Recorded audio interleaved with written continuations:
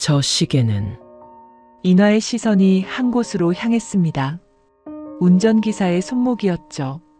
고급스러운 명품 시계였습니다. 인화의 심장이 쿵 내려앉았어요. 그 시계. 회장님 어디 불편하세요? 운전기사는 인화의 표정을 보고 물었습니다. 아니에요.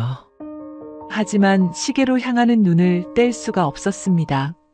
사연 시작 전에 무료로 할 수 있는 구독과 좋아요 해주시고 댓글로 행복합시다 남겨주시면 저도 행복을 기원하며 인사드리겠습니다. 본 영상의 인물 및 목소리는 AI 프로그램으로 제작되었습니다. 유영민 회장의 서재는 언제나 무거운 공기가 감돌았습니다. 벽면 가득 꽂힌 경영 서적들, 묵직한 원목 책상, 그리고 창밖으로 내려다 보이는 서울 도심의 야경까지. 이 방에 들어서면 누구라도 주눅이 들 수밖에 없었죠. 하지만 25살의 유인아는 달랐습니다.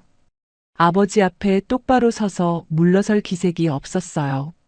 대체 그 연애 노름은 언제까지 할 거야? 유영민 회장이 안경을 벗어 책상 위에 내려놓으며 물었습니다. 목소리는 낮았지만 그 안에 담긴 불쾌함은 숨길 수가 없었어요. 연애 노름 아니에요.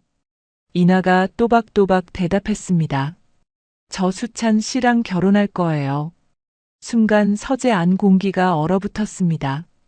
유영민 회장의 눈이 커지더니 이내 손바닥으로 책상을 내리쳤어요. 쾅 하는 소리에 책상 위 만년필이 대굴대굴 굴러갔습니다. 평사원이랑 결혼을 하겠다고? 정말 좋은 사람이에요. 자기 능력으로 우리 회사 들어올 만큼 능력도 있고요. 인하도 지지 않았습니다. 목소리가 떨리지 않도록 주먹을 꽉 쥐었어요. 하지만 유영민 회장은 콧웃음을 쳤습니다. 넌 내 딸이기 전에 이 회사 후계자야. 회사에 도움이 될 남자를 만나도 모자란 판에 평사원? 그 말에 인하는 잠시 입을 다물었습니다. 아버지의 눈빛이 너무나 차가웠기 때문이었죠. 어릴 때부터 봐왔던 그 눈빛. 사업 얘기를 할 때면 늘 저렇게 변하곤 했습니다. 딸을 보는 눈이 아니라 회사 자산을 점검하는 눈이었어요. 사실 인하가 김수찬을 처음 만난 건 1년 전 회사 야유회에서였습니다. 회장 딸이 나타나자 직원들은 하나같이 어색하게 굴었어요. 지나치게 공손하거나 아니면 아예 피하거나. 어떤 직원은 갑자기 허리를 90도로 숙이고 어떤 직원은 눈도 못 마주치고 슬금슬금 자리를 피했습니다. 인하는 그런 반응이 익숙하면서도 늘 쓸쓸했어요. 그런데 김수찬은 달랐습니다.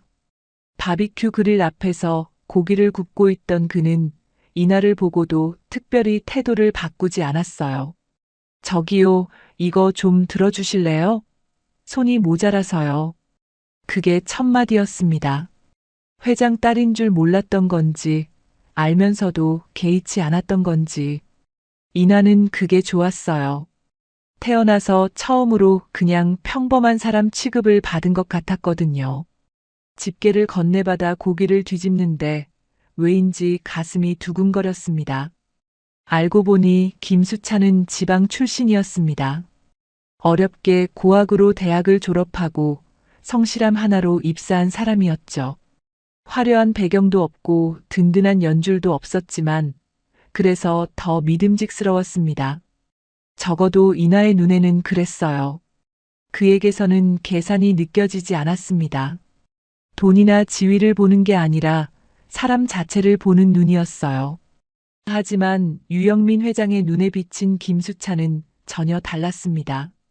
서재에서 딸을 내보낸 뒤 그는 곧바로 비서실장을 불렀어요. 김수찬이라는 직원 신원 조회해. 가족관계, 재산, 빚 전부 다. 비서실장이 조심스럽게 물었습니다. 혹시 문제가 있으면 어떻게 할까요? 유영민 회장은 대답 대신 창밖을 바라봤습니다. 그 눈빛에는 이미 무언가 계산이 돌아가고 있었어요. 수십 년간 사업을 하면서 길러진 감각이었습니다. 모든 상황을 이익과 손해로 따지는 버릇이죠. 일단 보고 얘기하지. 그로부터 며칠 후 믿을 수 없는 일이 벌어졌습니다. 유영민 회장이 이나를 다시 서재로 불렀어요. 이나는 또 한바탕 싸울 각오를 하고 들어갔죠. 그런데 아버지의 표정이 달랐습니다. 그래, 결혼해라. 이나는 자기 귀를 의심했습니다. 네, 지금 뭐라고 하셨어요? 결혼하라고. 단, 내 결혼은 엄청난 이슈가 될 거다. 그거 내가 감당해야 해.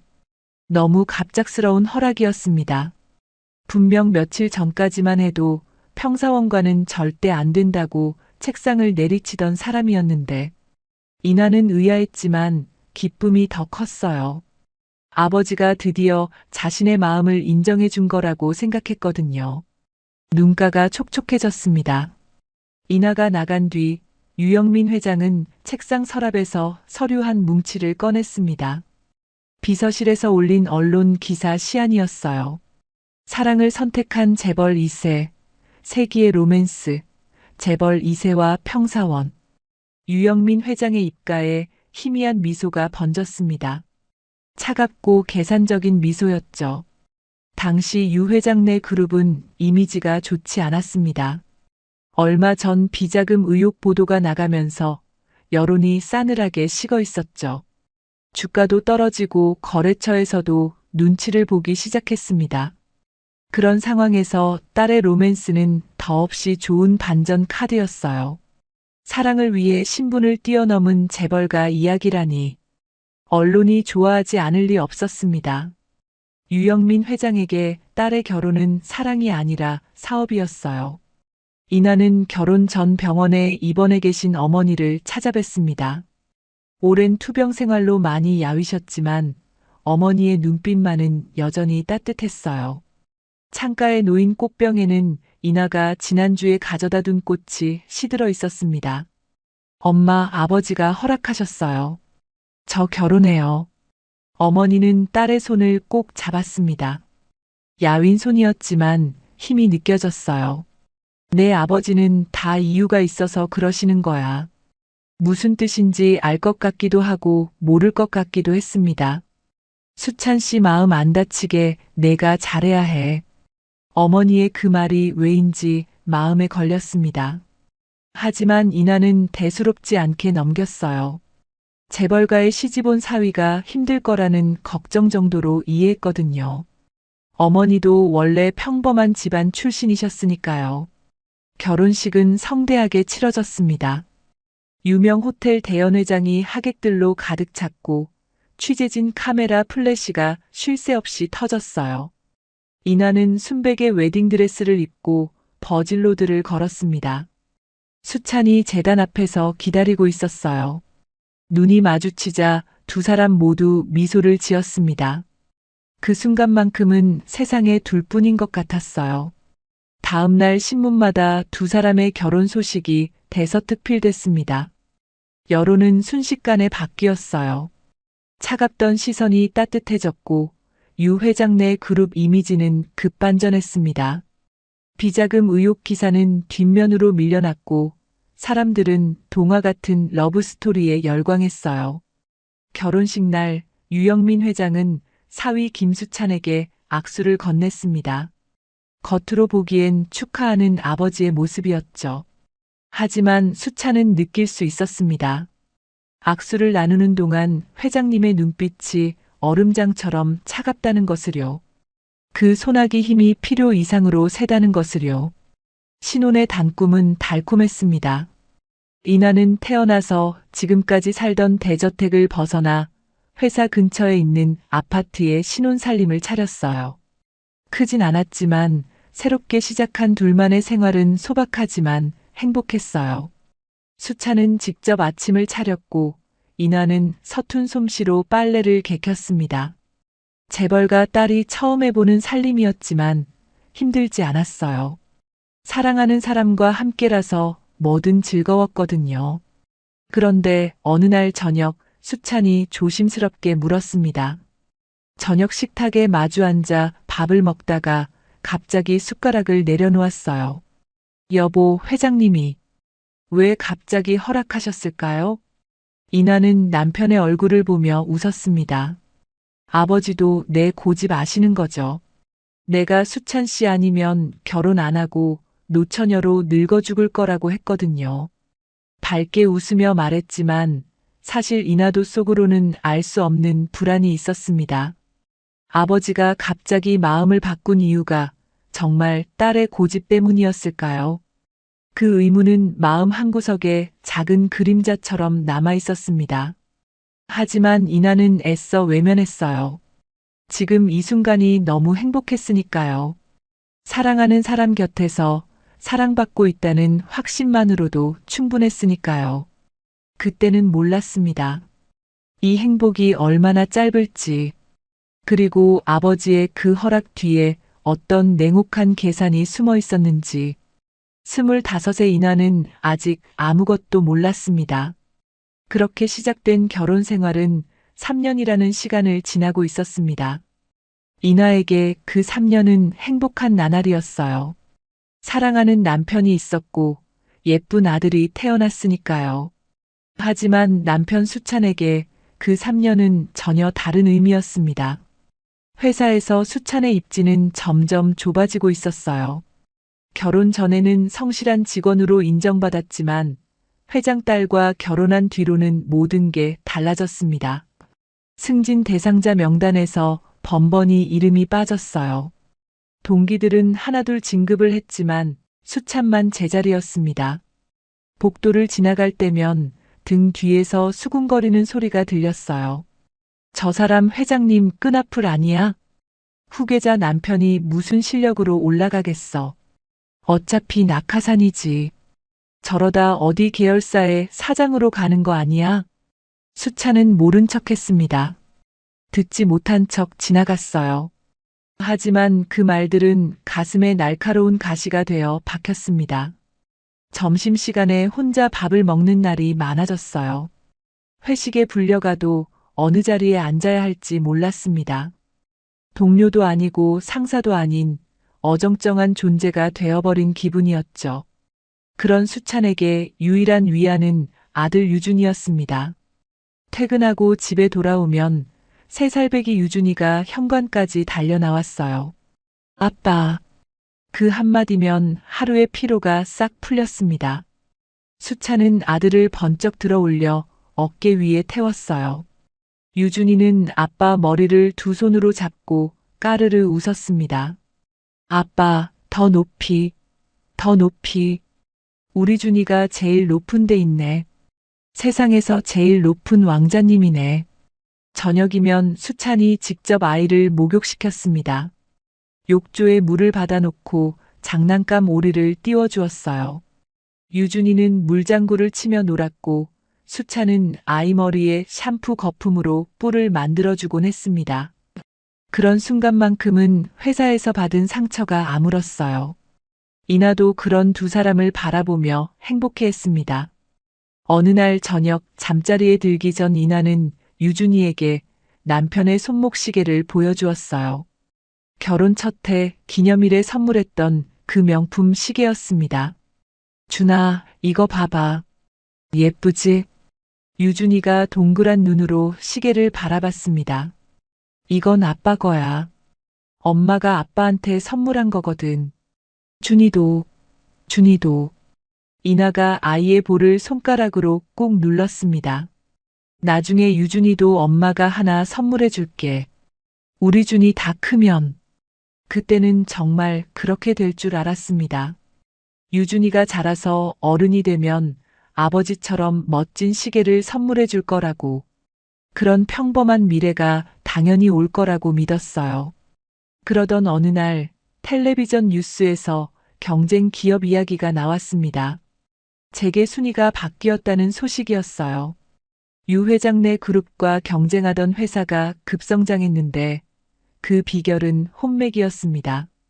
회장 아들이 대기업 딸과 결혼하고 회장 딸이 금융권 집안으로 시집가면서 탄탄한 동맹을 만들어낸 거였죠.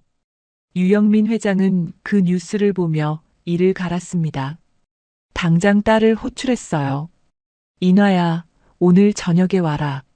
할 말이 있다.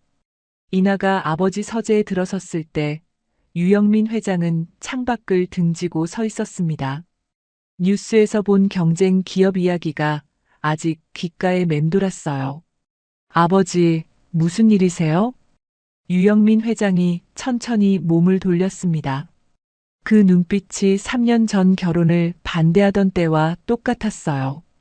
이제 그만해라.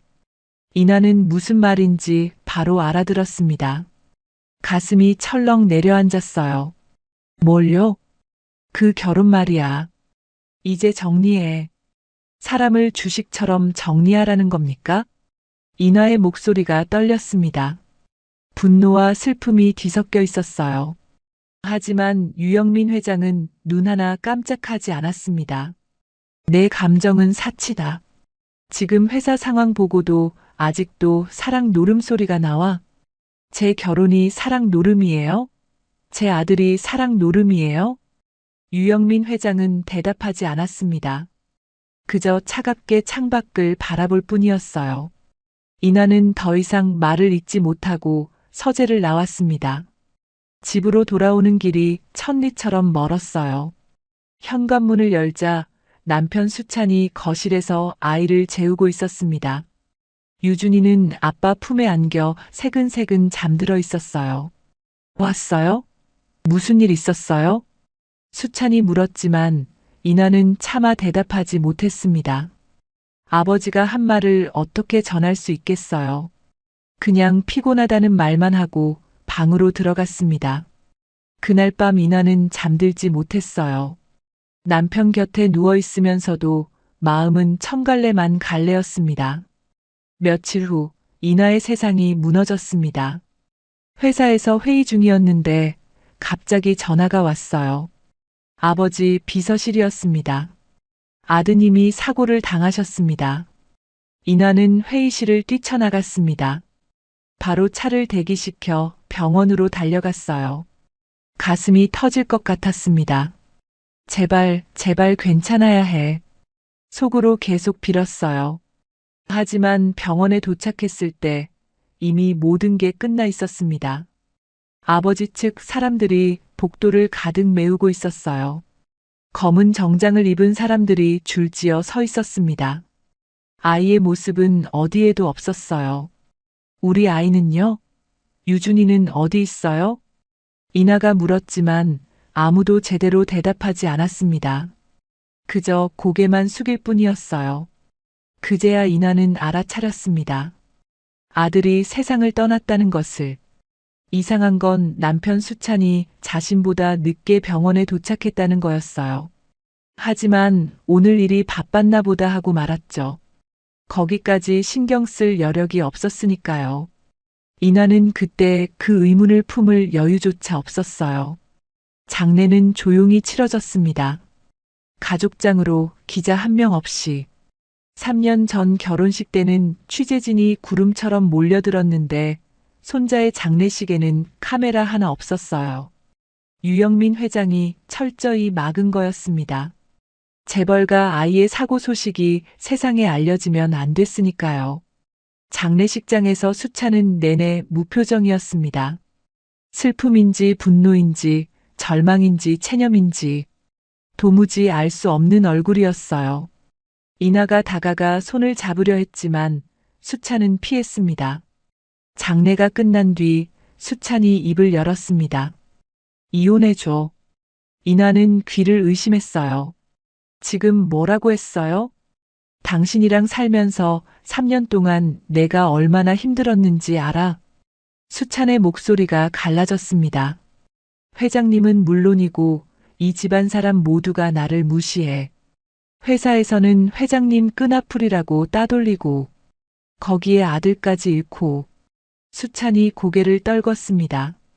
나 더는 당신이랑 못 살겠어. 이혼해줘. 인화가 수찬의 팔을 붙잡았습니다. 여보, 우리 같이 이겨내요. 같이 버텨요. 제발. 하지만 수찬은 그 손을 뿌리쳤습니다. 한마디 말도 없이 등을 돌렸어요. 이나는 그 뒷모습을 보며 주저앉았습니다. 아들을 잃은 것도 모자라 남편마저 떠나가는 건가요? 3년 전 그 행복했던 날들이 거짓말처럼 느껴졌어요. 며칠 후 이나에게 인사 발령이 내려왔습니다. 해외 지사로 가라는 명령이었어요. 아버지의 지시라는 건 굳이 물어보지 않아도 알 수 있었습니다. 떠나기 전날 밤 이나는 빈 아이방에 들어갔어요. 유준이가 입던 작은 옷들이 그대로 걸려 있었습니다. 노란 병아리 그림이 그려진 잠옷, 줄무늬 티셔츠, 작은 양말들. 이나는 그 옷들을 하나씩 만지며 오열했어요. 공항으로 가는 길, 창밖으로 스쳐 지나가는 풍경이 흐릿하게 보였습니다.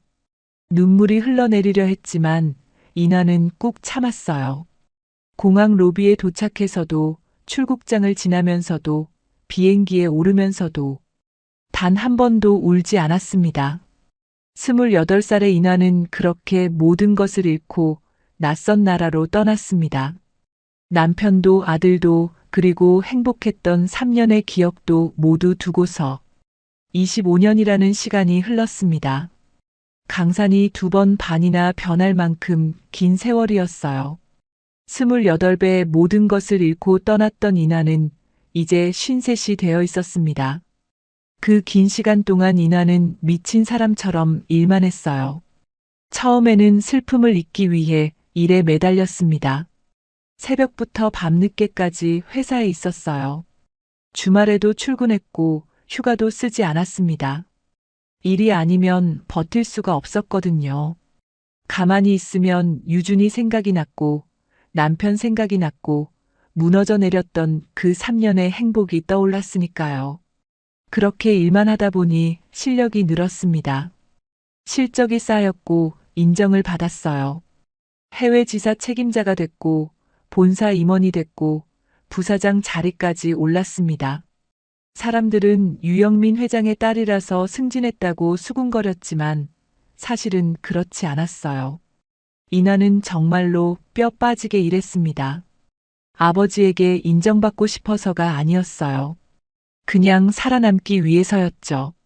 그리고 오늘 이나는 드디어 회장 자리에 올랐습니다. 대기업 회장 취임식은 성대하게 치러졌어요. 대강당에 수백 명의 임직원이 모였습니다. 기자들의 카메라 플래시가 터졌고 축하 화환이 무대 양옆으로 늘어섰어요. 이나는 존재감이 뚜렷한 붉은색 정장을 입고 단상에 섰습니다. 25년 전 공항을 떠나던 그 여자가 맞나 싶을 정도로 달라져 있었어요. 눈빛은 단단해졌고 표정은 차분했습니다. 오늘 이 자리에 서게 된 것을 영광으로 생각합니다. 이나가 마이크 앞에서 연설을 시작했습니다. 목소리는 흔들림 없이 또렷했어요. 앞으로 우리 그룹은 더 넓은 세상을 향해 나아갈 것입니다. 임직원 여러분과 함께, 그리고 이나가 잠시 멈췄습니다. 가족. 그 단어가 입에서 나오는 순간 목이 메었어요. 연설문에는 분명 가족 같은 마음으로라는 문장이 적혀 있었습니다. 하지만 그 단어를 말하려니 갑자기 목구멍이 막혔어요. 가족. 이나에게 그 단어는 너무나 아픈 것이었습니다. 잠깐의 침묵이 흘렀어요. 청중들이 고개를 갸웃거렸습니다. 이나는 애써 미소를 지으며 말을 이었어요. 가족 같은 마음으로 함께하겠습니다. 감사합니다. 박수 소리가 강당을 가득 채웠습니다. 하지만 이나의 귀에는 그 소리가 잘 들리지 않았어요. 마음 한구석에서 무언가가 쿵쿵 울리고 있었거든요. 취임식이 끝난 뒤 축하 인사를 나누느라 한참이 걸렸습니다. 임원들이 줄을 서서 악수를 청했고 기자들이 인터뷰를 요청했어요. 이나는 한 사람 한 사람에게 정중하게 응대했습니다. 그게 회장의 일이니까요. 모든 일정이 끝나고 사람들이 빠져나간 뒤 이나는 홀로 회의실에 남았습니다. 넓은 회의실에 덩그러니 혼자였어요. 통유리창 너머로 서울 도심이 내려다 보였습니다. 해가 지고 있었어요. 하늘이 붉게 물들었다가 서서히 어두워지고 있었습니다. 이나는 창가에 서서 멍하니 밖을 바라봤어요. 문득 유준이가 떠올랐습니다. 살아있었으면 28이 됐을 거예요. 대학을 졸업하고 사회에 나갔겠죠. 어쩌면 연애도 하고 결혼 얘기도 나왔을지 모릅니다. 그런 평범한 20대를 보내고 있었을 텐데. 이나의 눈가가 촉촉해졌습니다. 하지만 눈물을 흘리지는 않았어요. 25년 동안 그랬듯이 슬픔을 꾹꾹 눌러 참았습니다. 회장이 우는 모습을 보여서는 안 됐으니까요. 그 시각 유영민 전 회장은 자택에서 취임식 뉴스를 보고 있었습니다. 80이 넘은 나이에도 정정했지만 예전만큼 날카롭지는 않았어요. 텔레비전 화면에 딸의 모습이 비쳤습니다. 회장 취임을 축하한다는 자막이 떴어요. 유영민 전 회장이 중얼거렸습니다. 내가 아들만 있었어도. 오래된 한탄이었어요. 평생 아들을 원했지만 딸 하나뿐이었습니다. 그래서 딸을 후계자로 키웠지만 마음 한구석에는 늘 아쉬움이 있었어요. 그때 그 손자라도 둘 걸 그랬나. 유영민 전 회장의 눈빛이 흔들렸습니다. 25년 전 일을 떠올리는 것 같았어요. 하지만 이내 고개를 저으며 리모컨으로 채널을 돌렸습니다. 그 속에 어떤 비밀이 있는지는 아직 아무도 몰랐어요. 며칠 뒤 이나에게 안타까운 소식이 전해졌습니다. 10년간 이나의 운전을 맡아왔던 황 기사가 건강이 악화돼서 더 이상 일을 할 수 없게 됐어요. 황 기사는 60의 나이에 퇴직을 결심했습니다. 이나는 황 기사의 마지막 출근 날 직접 배웅했어요. 회장이 운전기사 퇴직에 나서는 일은 흔치 않았지만 이나에게 황 기사는 특별한 존재였거든요. 해외에서 돌아왔을 때부터 함께했으니 벌써 15년이 넘었습니다. 오래 고생 많았어요. 건강 잘 챙기세요. 이나가 말했습니다. 황 기사가 허리를 굽혀 인사했어요. 회장님 10년 동안 감사했습니다. 회장님도 건강 챙기셔야 해요. 이나는 대답하지 않았습니다. 그저 옅은 미소만 지었어요. 그게 웃는 건지 아닌지 황 기사도 알 수 없었습니다. 황 기사가 떠난 자리는 신입 운전기사로 채워야 했어요. 비서실에서 면접을 진행했습니다. 회장 전용 운전기사는 아무나 할 수 없었어요. 운전 실력은 물론이고 보안 의식도 있어야 했고 무엇보다 입이 무거워야 했습니다. 여러 지원자 중에서 한 청년이 눈에 띄었어요. 이름은 김지훈, 28살이었습니다. 군에서 운전병으로 복무한 경력이 있었어요. 면접관이 물었습니다. 지원 동기가 뭡니까? 보통은 회사에 대한 비전이니 자기 발전이니 하는 말을 늘어놓기 마련이었어요. 하지만 이 청년은 달랐습니다. 숙식 제공이 된다고 들어서 지원했습니다. 너무 솔직한 대답이었어요. 면접관이 당황했습니다. 그게 전부입니까? 네. 당장 살 곳이 필요해서요. 그리고 제가 유일하게 잘하는 게 운전입니다. 이력서를 보니 사연이 있는 청년이었습니다. 어촌마을 출신의 작년에 아버지가 돌아가셨더군요. 어머니는 일찌감치 세상을 떠났고 형제도 없었어요. 말 그대로 처내고와 신세였습니다. 그런데도 청년의 눈빛은 흐리지 않았어요. 담백하고 단단한 눈이었습니다. 며칠 후 김지우는 합격 통보를 받았습니다. 첫 출근 날 지우는 새벽같이 일어나 정장을 차려입었어요. 넥타이를 매는 손이 어색했지만 반듯하게 고쳐맸습니다. 구두도 깨끗이 닦았어요. 비록 오래된 구두였지만 정성껏 손질하니 제법 볼만했습니다. 이나는 그날 아침 처음으로 새 운전기사를 만났습니다. 차고 앞에 서 있는 청년을 보는 순간 이나는 발걸음을 멈췄어요. 묘하게 익숙한 느낌이 들었거든요. 어디선가 본 것 같은 얼굴이었습니다. 안녕하십니까? 오늘부터 회장님 운전을 맡게 된 김지훈입니다. 안전하게 모시겠습니다. 지훈이 허리를 숙여 인사했습니다. 목소리가 또렷했고 태도가 반듯했어요. 이나는 청년의 얼굴을 자세히 살폈습니다. 특별히 닮은 사람이 있는 것 같지는 않았어요. 그런데 왜 이렇게 눈에 익을까요? 그래요. 잘 부탁해요. 이나가 짧게 대답했습니다. 지훈이 차 문을 열어드렸어요. 문을 여는 손놀림을 보는 순간 이나는 갑자기 남편 수찬이 떠올랐습니다. 25년 전에 헤어진 그 사람. 왜 갑자기 그 사람 생각이 난 걸까요? 차에 오르며 이나가 혼잣말처럼 중얼거렸어요. 어디서 본 것처럼 왜 낯이 익지? 하지만 대수롭지 않게 넘겼습니다. 피곤해서 그런가 보다 생각했어요. 오래전 일을 떠올리면 늘 그랬으니까요. 이나는 창밖을 바라보며 눈을 감았습니다. 차가 출발했어요. 백미러에 비친 지훈의 눈이 묘하게 반짝였습니다. 그게 무슨 의미인지 그때는 아무도 몰랐어요. 새 운전기사 김지훈이 들어온 지 한 달이 조금 넘었습니다. 지훈은 성실했어요.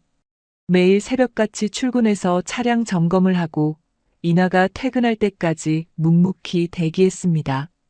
말수가 적었지만 필요한 말은 정확하게 했어요. 이나는 그런 지훈이 마음에 들었습니다. 쓸데없는 말로 아첨하는 사람들보다 훨씬 편했거든요. 그러던 어느 날 아침, 이나가 비서실에 지시를 내렸습니다. 오늘 오후 일정 비워둬요.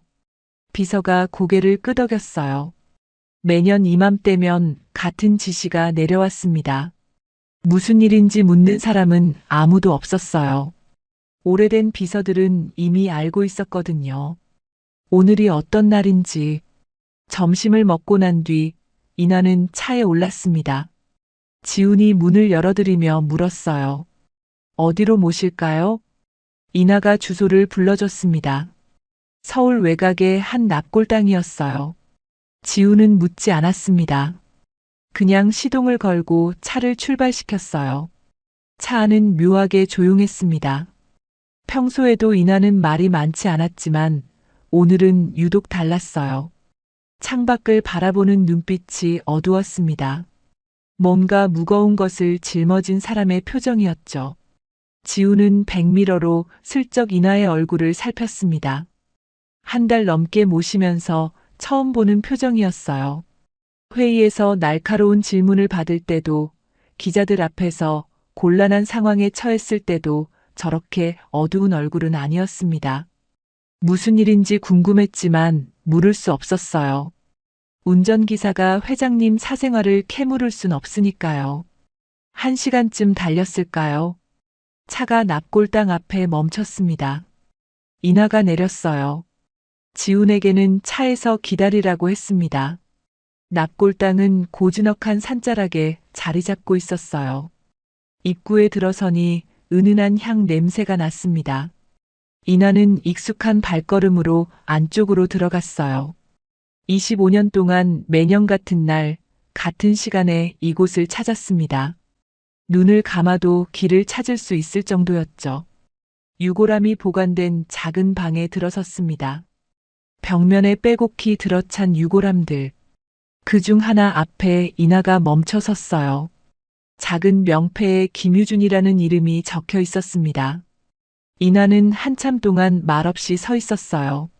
눈물을 흘리지도 않았고 표정이 일그러지지도 않았습니다. 그냥 무표정하게 유골함을 바라볼 뿐이었죠. 하지만 그 무표정 아래 얼마나 깊은 슬픔이 있는지 25년이라는 세월이 증명하고 있었습니다. 이나가 유골함에 손을 얹었어요. 차가운 대리석 표면에 손바닥을 대고 조용히 말했습니다. 준아, 엄마 왔어. 작은 목소리였어요. 들릴 듯 말 듯한 속삭임이었습니다. 엄마가 또 왔어. 올해도. 말을 잇지 못했어요. 더 할 말이 없어서가 아니었습니다. 하고 싶은 말은 산더미였지만 입 밖으로 나오지 않았어요. 25년이 지나도 여전히 그랬습니다. 한참을 그렇게 서 있다가 이나가 돌아섰습니다. 나가는 길에 납골당 관리인과 마주쳤어요. 머리가 허연 노인이었습니다. 어휴, 또 오셨네요. 관리인이 알아보고 인사를 건넸어요. 25년째 같은 날 오시네요. 한 번도 안 빠지셨어. 이나가 가볍게 고개를 숙여 인사를 받았습니다. 비가 오나 눈이 오나 꼭 오시네. 아이고, 자식 먼저 보낸 부모 마음이 다 그렇죠 뭐. 관리인의 말에 이나는 대답하지 않았어요. 그저 옅은 미소만 지었습니다. 그 미소가 어찌나 쓸쓸해 보이던지요. 차로 돌아오는 길, 이나의 발걸음은 무거웠습니다. 매년 같은 일인데도 익숙해지지 않았어요. 세월이 약이라고들 하지만 자식을 잃은 슬픔만은 세월도 어쩌지 못하는 것 같았습니다. 지훈이 차 문을 열어드렸어요. 이나가 뒷좌석에 앉았습니다. 차가 출발했어요. 돌아오는 길, 차 안은 다시 침묵에 잠겼습니다. 지훈은 조심스럽게 운전했어요. 회장님이 힘든 일을 겪고 오신 것 같으니 최대한 부드럽게 모셔야겠다고 생각했습니다. 그때였어요. 이나의 시선이 어딘가에 멈췄습니다. 운전석 쪽으로 향한 눈이 갑자기 굳어졌어요. 지훈의 오른쪽 손목. 거기에 시계가 채워져 있었습니다. 명품 시계였어요. 운전기사가 차기엔 어울리지 않는 고급스러운 시계. 이나의 심장이 쿵 내려앉았습니다. 저 시계. 어디서 많이 본 시계였어요. 너무나 익숙한 디자인이었습니다. 착각일 리가 없었어요. 이나는 시선을 거둘 수가 없었습니다. 눈이 저절로 그 시계에 고정됐어요. 손이 미세하게 떨리기 시작했습니다. 지훈은 눈치채지 못했어요. 전방을 주시하며 운전에만 집중하고 있었거든요. 하지만 백미러에 비친 이나의 표정이 심상치 않다는 건 느꼈습니다. 회장님, 어디 불편하세요? 지훈이 조심스럽게 물었어요. 이나가 짧게 대답했습니다. 아니다. 그 한마디뿐이었어요. 하지만 목소리가 평소와 달랐습니다. 뭔가 긴장한 것 같기도 하고 놀란 것 같기도 했어요. 이나는 속으로 생각했습니다.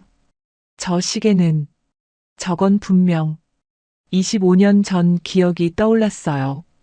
결혼하고 첫 번째 기념일이었습니다.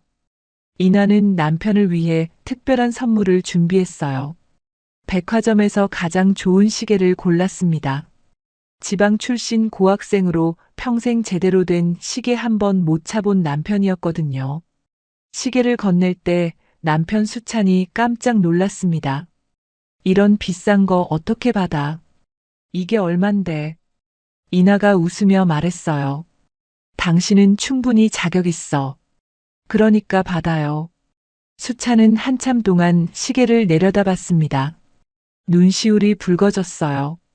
평생 이렇게 좋은 거 처음 받아본다. 이나는 시계 뒷면에 각인을 새겨뒀습니다. 나의 남편 수찬에게.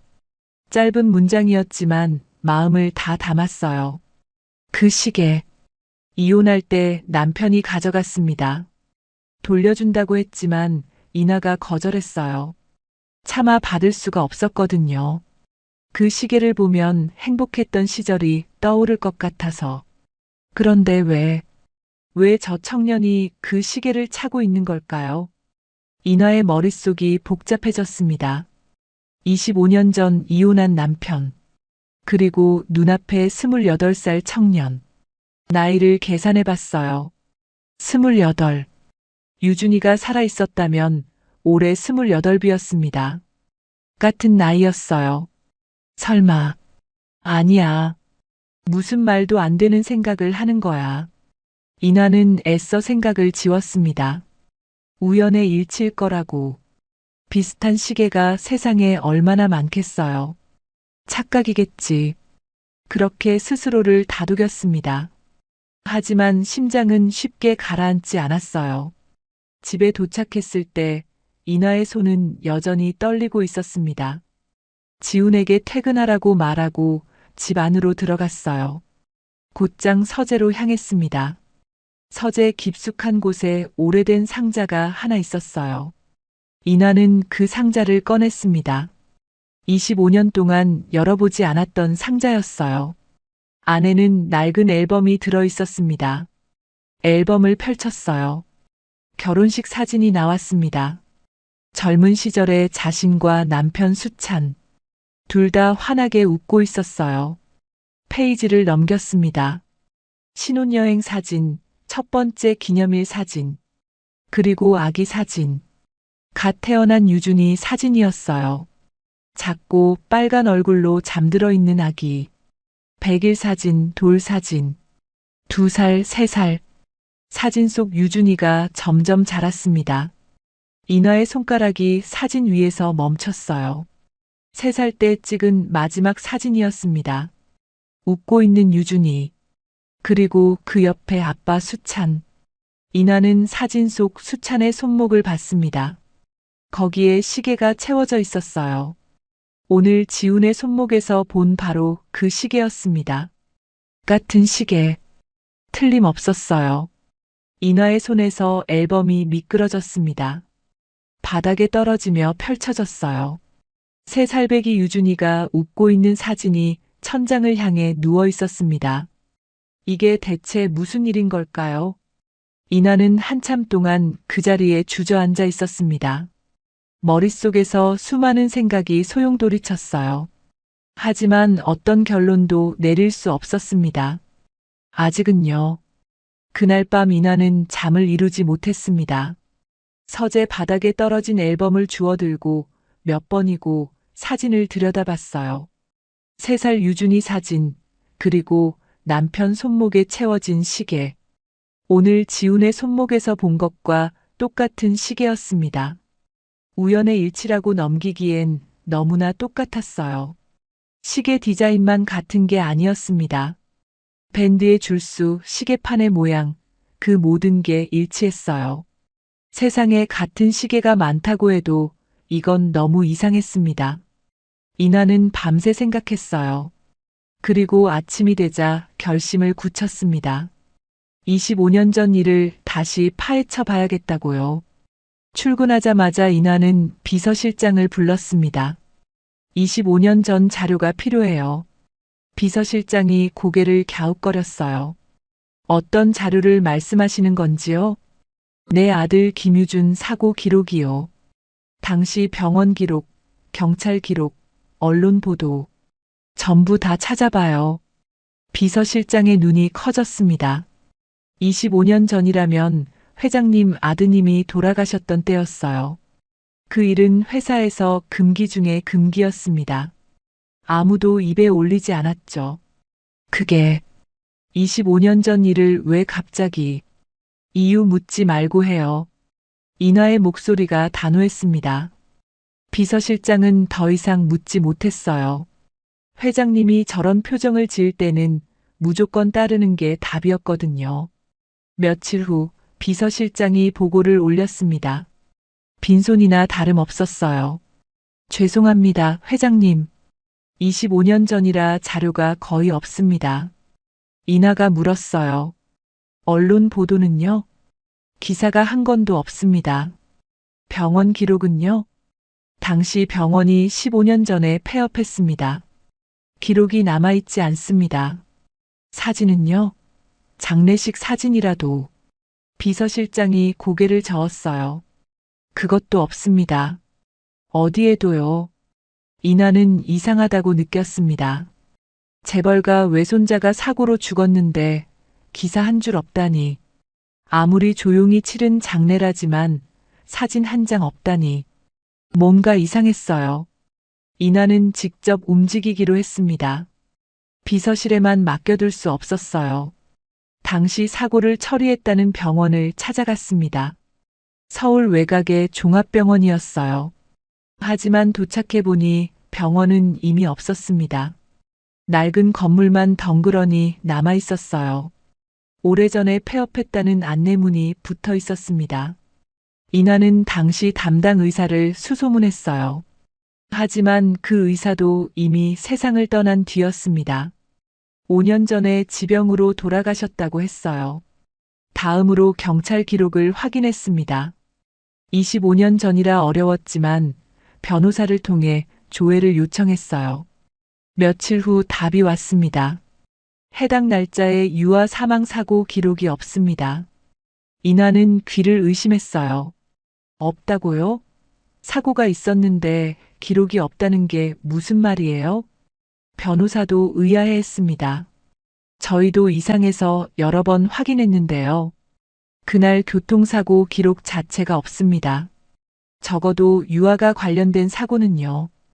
이나의 머릿속이 복잡해졌습니다. 분명히 사고가 있었어요. 전화를 받았고 병원에 갔고 장례를 치렀습니다. 그런데 왜 기록이 없는 걸까요? 집에 돌아온 이나는 오래된 짐을 뒤졌어요. 25년 전 자료가 남아있을지도 모른다고 생각했습니다. 창고 깊숙한 곳에서 낡은 상자 하나를 찾았어요. 결혼 시절 물건들이 담긴 상자였습니다. 그 안에서 사진첩을 꺼냈어요. 유준이 사진을 시간순으로 정리해봤습니다. 100일, 돌, 2살, 3살. 거기까지였어요. 3살 이후 사진은 단 한 장도 없었습니다. 당연한 거였죠. 그때 죽었으니까요. 이나는 장례식 사진을 찾아봤어요. 하지만 없었습니다. 분명 장례를 치렀는데 사진이 한 장도 없었어요. 조문객 명단이라도 있을까 싶어 찾아봤습니다. 오래된 서류 사이에서 빛바랜 종이 한 장이 나왔어요. 장례식장 방명록 사본이었습니다. 이나는 그 명단을 꼼꼼히 읽어봤어요. 참석자 이름이 쭉 적혀 있었습니다. 그런데 읽으면 읽을수록 이상했어요. 전부 아버지 유영민 측 사람들이었습니다. 회사 임원, 비서실 직원, 아버지 쪽 친척. 남편 수찬 측 사람은 한 명도 없었어요. 이상했습니다. 아이 친가 쪽 사람이 장례식에 한 명도 안 왔다는 건 납득이 안 됐어요. 수찬은 분명 장례식에 있었습니다. 그런데 수찬 쪽 가족은 아무도 장례식장에 오지 않았던 거죠. 이나는 차를 몰고 아버지 집으로 갔습니다. 미리 연락도 하지 않았어요. 불쑥 찾아간 거였습니다. 유영민 전 회장은 자택 서재에 있었어요. 80이 넘은 나이에도 여전히 신문을 읽고 계셨습니다. 이나가 들어서자 안경 너머로 딸을 바라봤어요. 웬일이야. 연락도 없이. 이나가 아버지 앞에 섰습니다. 아버지, 여쭐 게 있어요. 뭔데? 25년 전 일이요. 유준이 사고요. 유영민 전 회장의 눈빛이 흔들렸습니다. 아주 잠깐이었지만 이나는 놓치지 않았어요. 왜 기록이 없어요? 이나가 단도직입적으로 물었습니다. 병원 기록도 없고 경찰 기록도 없고 기사 한 줄 없어요. 재벌집 외손자가 사고로 죽었는데 세상에 아무 기록도 안 남았어요. 왜 그런 거예요? 유영민 전 회장이 신문을 내려놓았습니다. 내가 막았다. 담담한 목소리였어요. 뭘 막았다는 거예요? 기사도 막고 기록도 지웠어. 사람들 입에 오르내리는 게 싫었거든. 유 회장 손자가 어쩌고저쩌고 그런 소리 듣기 싫어서. 이나는 아버지를 쏘아봤습니다. 아이가 죽었는데 체면이 걱정이셨어요? 가문의 약점이 될 수 있는 건 다 정리해야지. 사업이란 다 그런 거야. 유영민 전 회장의 얼굴에는 미안함이 없었어요. 당연한 일을 했다는 표정이었습니다. 이나는 분노가 치밀었지만 꾹 눌렀어요. 지금은 감정을 드러낼 때가 아니었습니다.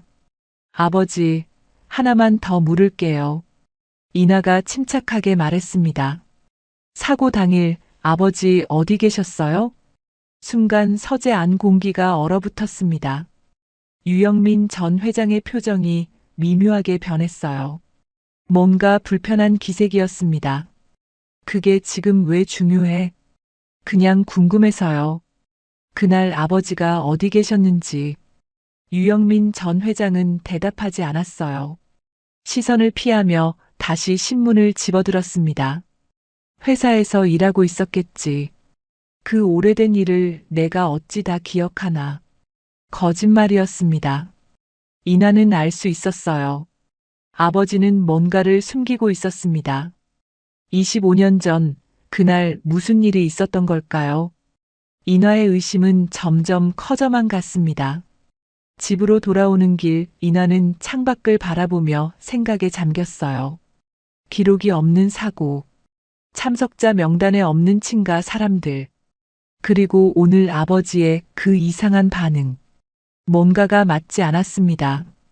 25년 동안 당연하게 믿어왔던 것들이 흔들리고 있었어요. 그리고 그 흔들림의 시작에는 운전기사 김지훈의 손목에 채워진 시계가 있었습니다. 이나는 아직 확신할 수 없었어요. 하지만 이제 멈출 수도 없었습니다. 진실이 뭔지 알아내야 했어요. 25년 동안 묻어뒀던 그날의 진실을요. 아버지를 만나고 온 뒤로 이나의 머릿속은 복잡해졌습니다. 기록이 없는 사고, 참석자 명단에 없던 친가 사람들, 그리고 아버지의 이상한 반응. 모든 게 뒤죽박죽이었어요. 거기에 운전기사 지훈의 손목에 채워진 시계까지. 25년 전 남편에게 선물했던 바로 그 시계. 이나는 혼란스러웠습니다. 하지만 아직 확인된 건 아무것도 없었어요. 비슷한 시계일 수도 있고 우연히 중고로 산 것일 수도 있었죠. 이혼 후 경제적 사정이 좋지 않아 수찬이 팔았을 수도 있는 거니까요. 속단하면 안 됐습니다. 그로부터 며칠이 지났습니다. 이나는 평소처럼 일했어요. 회의에 참석하고 보고서를 검토하고 결제를 올렸습니다. 지우는 여전히 묵묵히 운전을 했어요. 두 사람 사이에 특별한 대화는 없었습니다. 이나가 일부러 거리를 뒀거든요. 그러던 어느 날 오후였습니다. 이나가 탄 차가 정비소에 들어가야 했어요. 정기 점검 일정이었습니다. 보통 이런 날은 비서실에서 대차를 준비하고 이나는 정비소에 갈 일이 없었어요. 하지만 그날은 달랐습니다. 오후 미팅이 예정보다 빨리 끝났어요. 다음 일정까지 시간이 남았습니다. 이나는 뭔가에 이끌리듯 비서에게 말했어요. 정비소에 잠깐 들러야겠어요. 차 상태 직접 확인하고 싶어서. 비서가 의아한 표정을 지었지만 군말 없이 따랐습니다. 이나 본인도 왜 그런 말을 했는지 잘 몰랐어요. 그냥 발길이 그쪽으로 향했습니다. 정비소에 도착하니 지훈이 정장 겉옷을 벗고 셔츠 차림으로 차량 점검을 지켜보고 있었어요. 차 안 청소도 직접 하는 성실한 청년이었습니다. 이나를 보자 지훈이 깜짝 놀라며 다가왔어요. 회장님, 여기까지 어쩐 일이세요? 그냥 잠깐 들렀어요. 신경 쓰지 말고 하던 일이에요. 이나가 손을 저었습니다. 지우는 고개를 숙여 인사하고 다시 정비사와 대화를 나눴어요. 이나는 정비소 안을 천천히 둘러봤습니다. 특별히 볼 건 없었어요. 그냥 평범한 자동차 정비소였습니다. 기름 냄새가 났고 기계 돌아가는 소리가 들렸어요. 그때 한쪽 테이블에 놓인 물건이 눈에 들어왔습니다. 검은색 정장 자켓 위에 놓인 것은 시계였어요. 은색 메탈 밴드에 동그란 시계판. 지훈이 작업하느라 벗어둔 게 분명했습니다. 이나의 심장이 쿵 뛰었어요. 발걸음이 저절로 그쪽으로 향했습니다. 가까이 가서 보니 틀림없었어요. 며칠 전 차 안에서 봤던 그 시계. 이나는 주위를 살폈습니다. 지우는 저쪽에서 정비사와 얘기 중이었어요. 이쪽을 보지 않았습니다. 이나가 시계를 집어들었어요. 손에 들어오는 무게감이 익숙했습니다. 25년 전 백화점에서 이 시계를 고를 때의 기억이 떠올랐어요. 무거워서 좋겠다고 생각했었죠. 남자 손목에 묵직하게 어울릴 것 같다고. 이나는 시계를 뒤집어 봤습니다. 뒷면에 뭔가 새겨져 있었어요. 작은 글씨였습니다. 이나는 눈을 가늘게 뜨고 그 글씨를 읽었어요. 사랑하는 남편. 수찬에게. 이나의 손이 미세하게 떨렸습니다. 이건 틀림없이 25년 전 직접 새긴 각인이었어요. 한 글자 한 글자 정성껏 고른 문장이었습니다. 세상에 이 시계는 단 하나뿐이었어요. 똑같은 디자인의 시계는 있을 수 있어도 이 각인이 새겨진 시계는 남편에게 선물한 그 하나뿐이었습니다. 이나는 한참 동안 시계를 들여다봤어요. 손끝이 저렸습니다. 머릿속이 하얘졌어요. 회장님? 지훈의 목소리가 들렸습니다. 이나가 고개를 들었어요. 지훈이 다가오고 있었습니다. 제 시계 못 보셨? 지훈이 말하다가 이나의 손에 든 시계를 봤어요. 이나가 담담하게 물었습니다. 이 시계 어디에서 났어요? 목소리가 떨리지 않도록 애썼어요. 겉으로는 무심한 척했습니다. 지훈이 잠시 멈칫했어요. 그리고 대답했습니다. 아버지 유품입니다. 이나의 표정이 굳어졌습니다. 아버지 유품. 이요? 네. 작년에 돌아가시면서 남겨주셨어요. 가진 거라곤 이 시계밖에 없으셨거든요. 지훈이 말을 이었어요. 어릴 때부터 이 시계만은 항상 끼고 계셨어요. 비싼 건지 아닌지도 모르겠는데 아버지한텐 정말 소중한 물건이었나 봐요. 이나는 아무 말 없이 시계를 지훈에게 건넸습니다. 그렇군요. 그 한마디뿐이었어요. 더 할 말이 없었습니다. 아니, 할 말이 너무 많아서 아무 말도 못했습니다. 지훈이 시계를 받아들며 물었어요. 혹시 이 시계 아세요? 이나가 고개를 저었습니다. 아니요. 그냥 좋은 시계라서 봤어요. 거짓말이었어요. 하지만 지금은 진실을 말할 수 없었습니다. 지훈은 익숙한 듯 오른손 손목에 시계를 채웠습니다. 그 모습을 본 이나가 물었어요. 시계를 오른손목에 차네요? 네. 제가 왼손잡이라서요. 이나는 곧바로 정비소를 나왔어요. 대기 중인 차에 올라타며 비서에게 말했습니다. 집으로 가죠. 그날 밤 이나는 잠을 이루지 못했습니다.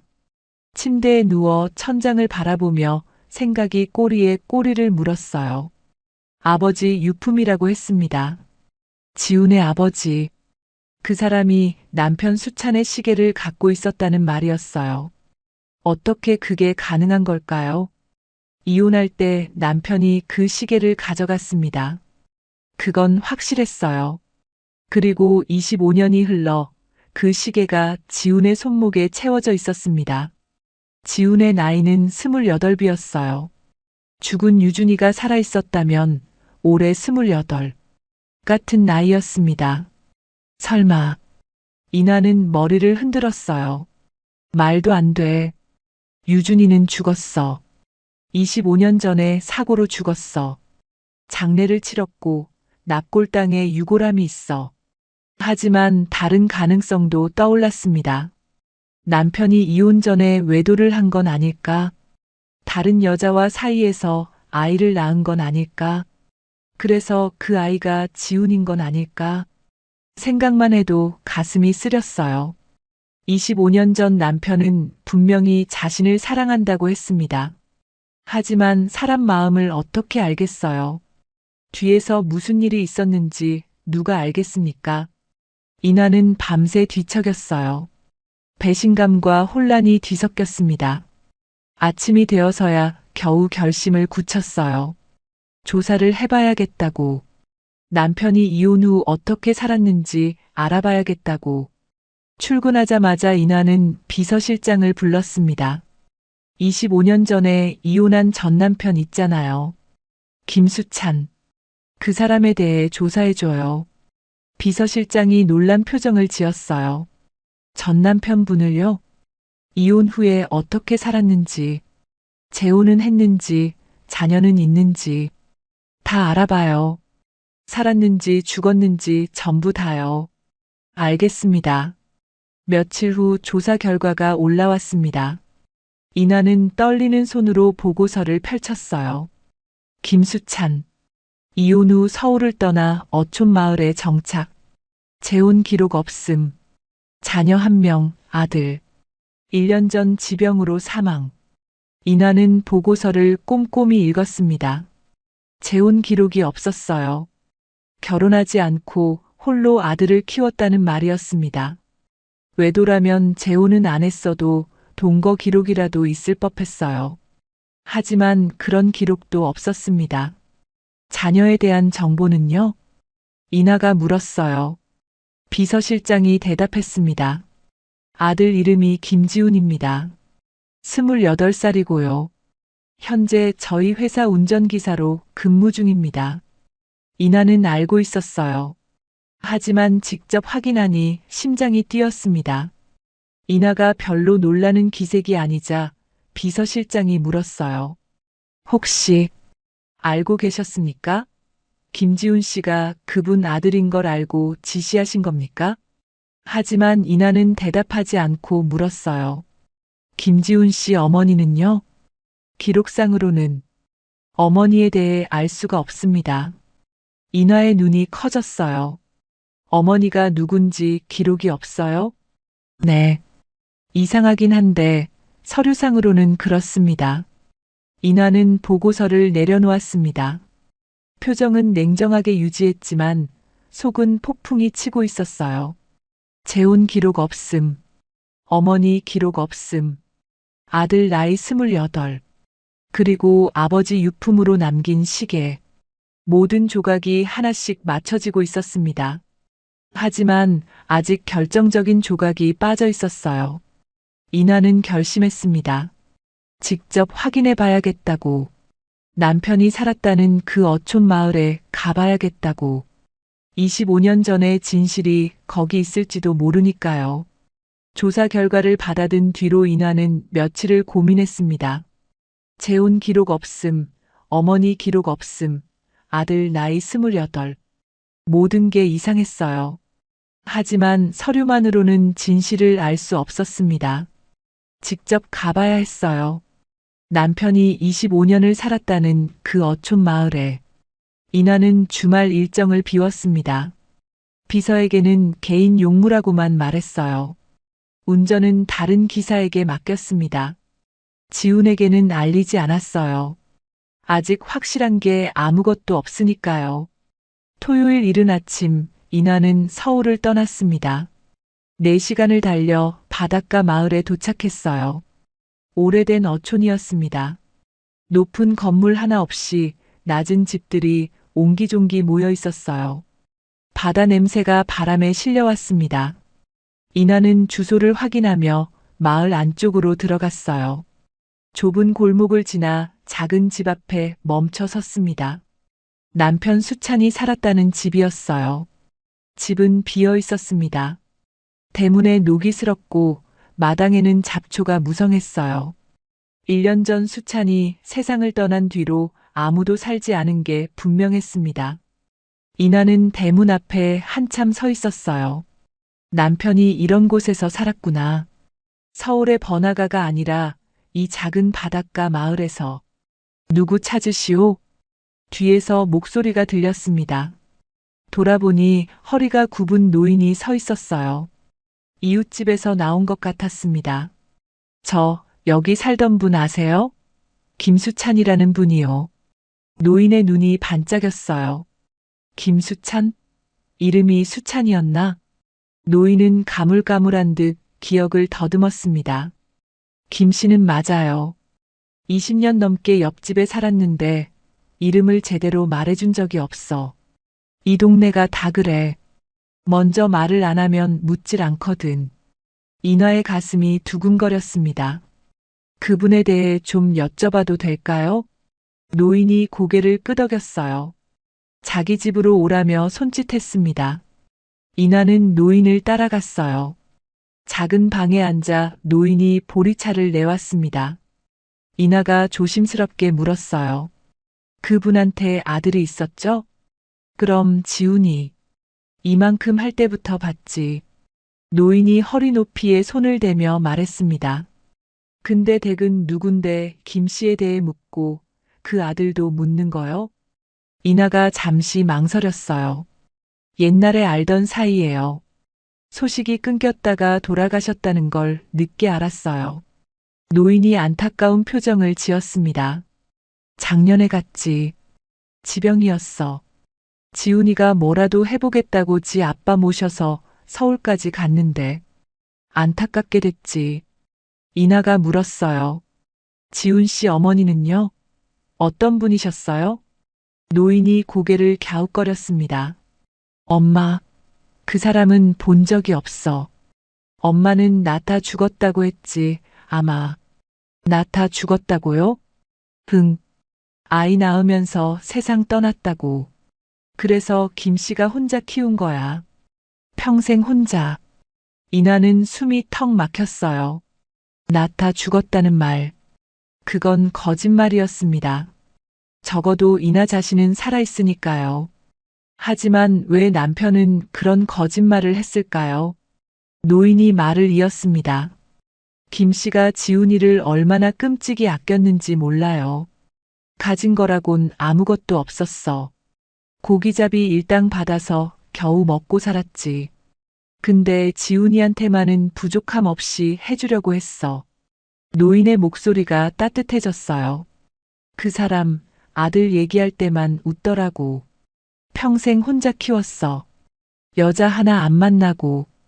이나는 가슴이 저려왔습니다. 가끔 바다 보면서 멍하니 있을 때가 있었지. 무슨 생각하는지는 몰랐지만 뭔가 그리운 게 있는 사람 같았어. 노인이 문득 생각난 듯 일어났습니다. 잠깐 사진이 있을 거야. 노인이 방 한쪽 서랍을 뒤졌어요. 한참을 뒤지더니 빛바랜 사진 한 장을 꺼냈습니다. 이거 우리 손녀랑 지훈이가 어릴 때 같이 찍은 거야. 또래라서 자주 같이 놀았거든. 이나가 사진을 받아들었어요. 4살쯤 돼 보이는 남자아이가 웃고 있었습니다. 짧은 머리, 동그란 눈, 볼이 통통한 얼굴. 이나의 손이 떨렸습니다. 이 얼굴은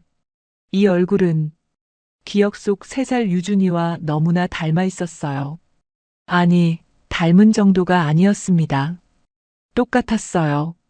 1년 더 자란 유준이가 있다면 바로 이 모습일 거였습니다. 이 아이가 지훈이인가요? 이나의 목소리가 떨렸어요. 조그만 게 인물 훤했지. 근데 애 아빠가 가끔 준이라고도 했어. 그래서 그냥 무슨 태명인가 했지. 준이. 그 한마디에 이나는 무너질 것 같았습니다. 준이. 유준이를 부르던 애칭이었어요. 3살배기 유준이가 자기 이름을 다 발음 못해서 준이라고 불렀었습니다. 혹시 이 사진 제가 가져가도 될까요? 이나가 간신히 말했어요. 노인이 고개를 끄덕였습니다. 가져가요. 나한텐 손녀 사진이 많으니까. 이나는 사진을 가슴에 품고 마을을 나왔습니다. 차에 오르자마자 눈물이 쏟아졌어요. 25년 동안 참아왔던 눈물이었습니다. 한참을 울었어요.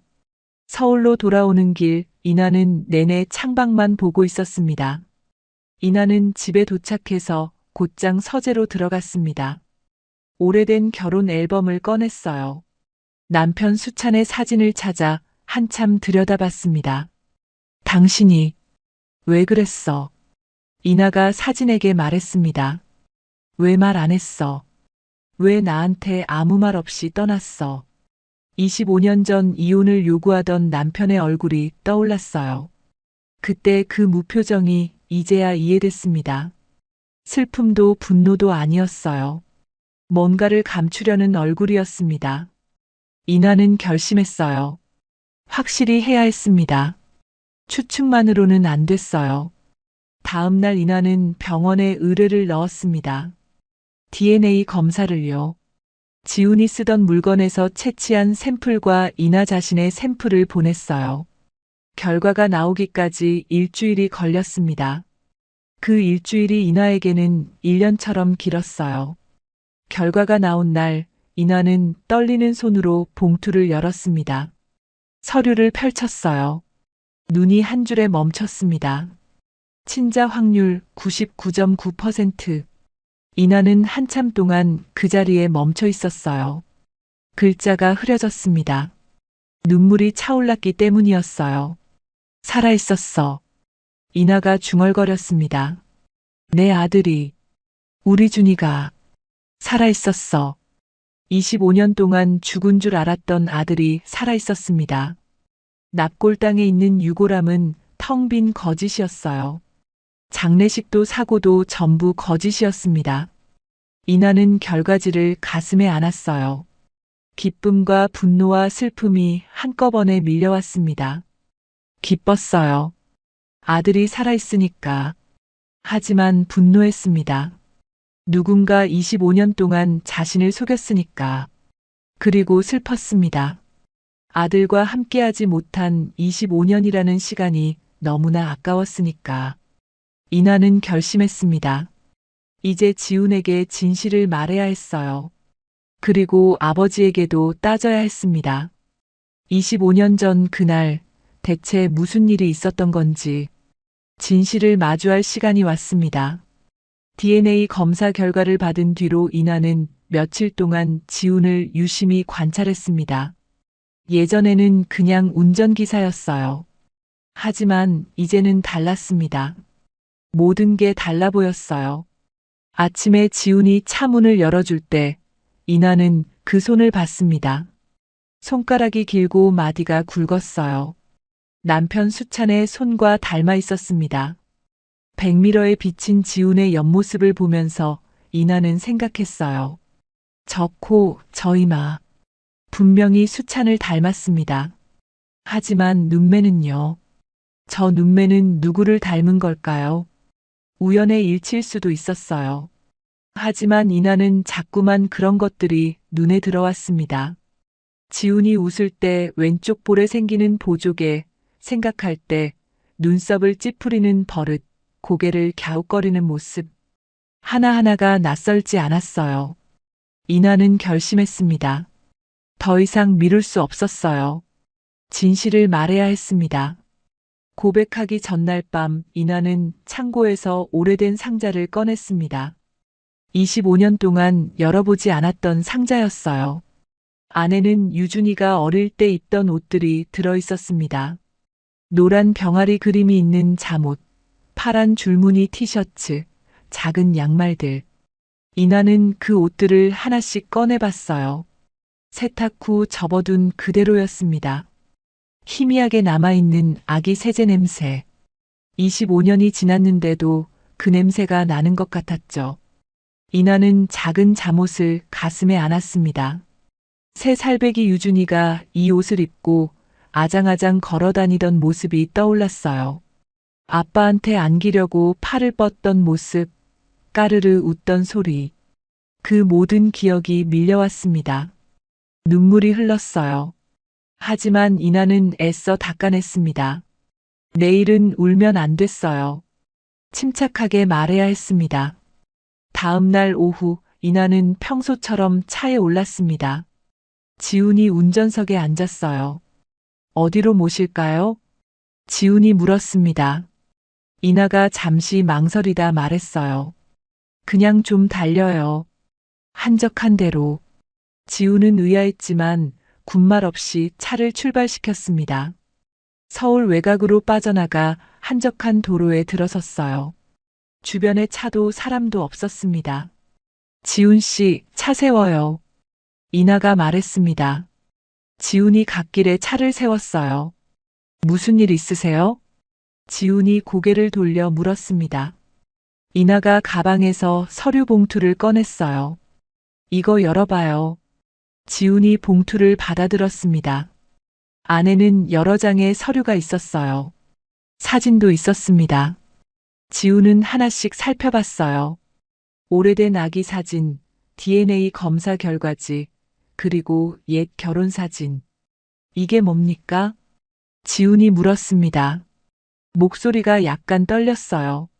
뭔가 심상치 않다는 걸 느낀 것 같았습니다. 이나가 입을 열었어요. 지훈 씨, 내가 할 말이 있어요. 지훈 씨 이름은 원래 김유준이었어요. 지훈이 눈을 크게 떴습니다. 그리고 내 아들이죠. 순간 차 안 공기가 얼어붙었습니다. 지훈은 아무 말도 하지 못했어요. 이나가 말을 이었습니다. 25년 전에 내가 사고로 죽었다는 연락을 받았어. 장례도 치렀고. 근데 그게 다 거짓이었어. 내 아버지가 너를 데리고 떠난 거야.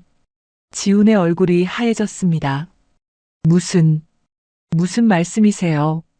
DNA 검사 결과야. 99.9%. 넌 내 아들이 맞아. 지훈이 고개를 세차게 저었어요. 아닙니다. 전 김지훈입니다. 유준아, 저를 그렇게 부르지 마세요. 지훈이 소리쳤습니다. 처음 보는 격앙된 모습이었어요. 저희 아버지는 거짓말할 뿐 아닙니다. 평생 저한테 한 번도 거짓말 안 하셨어요. 지훈의 눈에 눈물이 맺혔습니다. 그럼 제 인생이 다 거짓말이란 겁니까? 제가 알던 모든 게 가짜란 겁니까?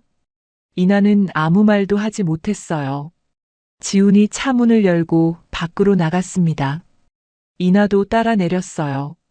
지훈은 도로 옆에 서서 하늘을 바라보고 있었습니다. 어깨가 떨리고 있었어요. 왜 이제 와서요? 지훈이 돌아보지 않고 물었습니다. 25년이나 지났는데 왜 이제 와서 이러세요? 이나가 조심스럽게 다가갔어요. 나도 몰랐어. 내가 살아있는 줄 정말 몰랐어. 그럼 아버지는 뭐가 됩니까? 지훈이 돌아섰습니다. 눈이 빨갛게 충혈돼 있었어요. 저한테 아버지는 전부였어요.